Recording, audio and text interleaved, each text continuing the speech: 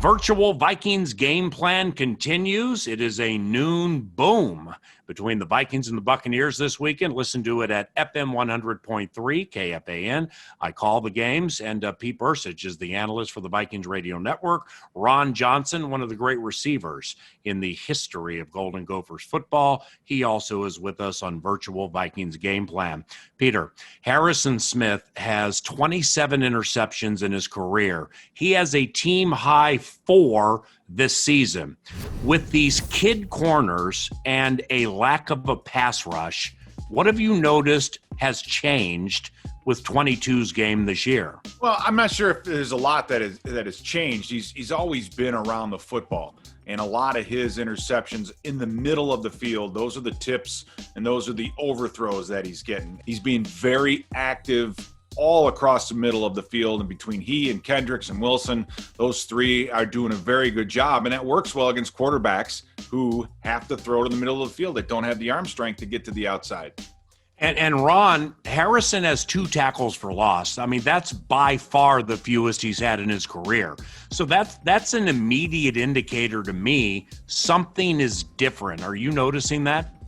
Yeah, I think what you're noticing is you used to be able to close roads. You used to have Trey Waynes where you can go man-to-man. I think when you have to play coverage and have to keep safeties back, and you notice in Anthony Harrison Smith, less and less of that kind of hero ball where they're able to just guess routes and jump them. You're now noticing they're just staying back. And I think he said, I was able to sit back there because the corners were in the right position, and I didn't feel like I needed to jump or do anything special to help out on that play.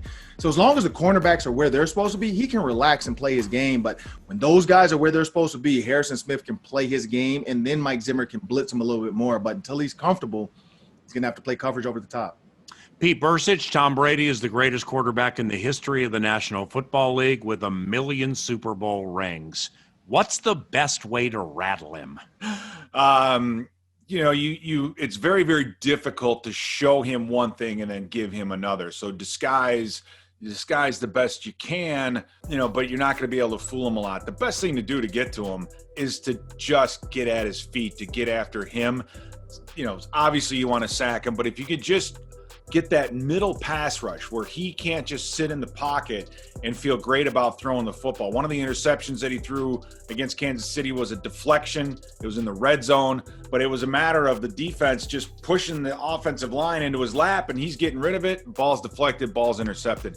He doesn't like to have to tap dance. He doesn't like any of that, and he'll get rid of the ball quickly, or he'll get rid of it just to get rid of it. And so to rattle him, that's really about all you could do. He's seen about everything there is, but when you get hit and you get bumped, you get beat up a little bit, and that'll change your game quickly. You forced Tom Brady into 3rd and long. So when you look at 3rd and 6 to 10, Tom Brady's only thrown 4 passes. What does that mean? Tampa Bay's doing a great job on 1st and 2nd down. You look at the quick game. They're trying to get to 3rd and 2, 3rd and 1 so that it's manageable. 3rd and 6 to 3rd and 10, he hasn't been there a ton, but when he was, again, 4 passes, he completed 3 of them. He's good, but he hasn't had to do it a ton. In those long down situations on 3rd, you can pin your ears back, you can come after him a little bit, and that's what he doesn't want. He cannot run, he's not fleet of foot anymore, and Tom Brady just knows where he's at in his career. I need to be in a manageable situation, so that's the thing to look for. If the Vikings can dominate 1st and 2nd down and force him into passing downs, 3rd and 9, 3rd and 10, then we'll see Captain Cool kind of lose his cool a little bit and get frustrated and maybe even call a timeout or spike the ball on 4th down. You never know. If the Vikings lose this game, Peter, and with or without Eric Kendricks, they can beat the Buccaneers, but they also can lose. These Bucs are a weird team, man. But if the Vikings lose this game, will they still make the playoffs?